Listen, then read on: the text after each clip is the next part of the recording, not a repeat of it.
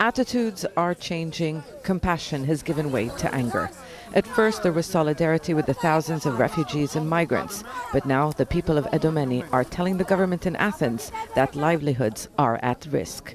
Some are furious. They say their quiet town no longer belongs to them. When they came here, we embraced them and gave them things, but now our lives are unbearable. We are scared to allow our children to play in the streets. No one explains to us why they are staying here. The refugees and migrants have been living in the fields close to the border for weeks. Farmers have lost their income. They can't plow their land. The people in the village say the refugees have been stealing their chickens. And for the past 2 weeks, the main freight railway line to the rest of Europe has been blocked by those who are now stranded in Greece. They hope that the protest action will pressure the EU to open its borders, but it is adding more pressure on this country's already fragile economy. We are now forced to reroute our trains via Bulgaria, and this means extra cost. We are paying 25% more, and it takes longer to deliver the goods.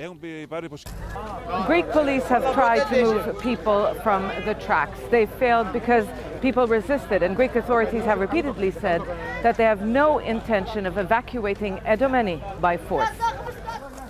This used to be a transit camp. It is now home to more than 12,000 people. A few hundred have agreed to move to accommodation centers prepared for them by the Greek authorities, but the majority of the people here are reluctant. European activists in the camp are blaming the EU for what they say is a lack of transparency. They have set up this information center to explain to those trapped in Greece their official options, even as they argue that the system is not functioning.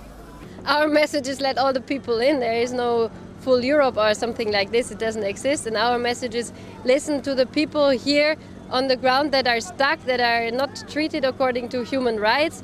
Their life is set on hold. Procedure that is set in place for people to access the Greek asylum system doesn't work at all. The people of Idomeni say they too are under impossible strain. They temporarily blocked the main highway to Idomeni, hoping that the authorities will act. But once they left, refugees and migrants who continue to believe the border will open make their way along what has become a road to nowhere. Zeina, Khodr, Jazeera, Idomeni.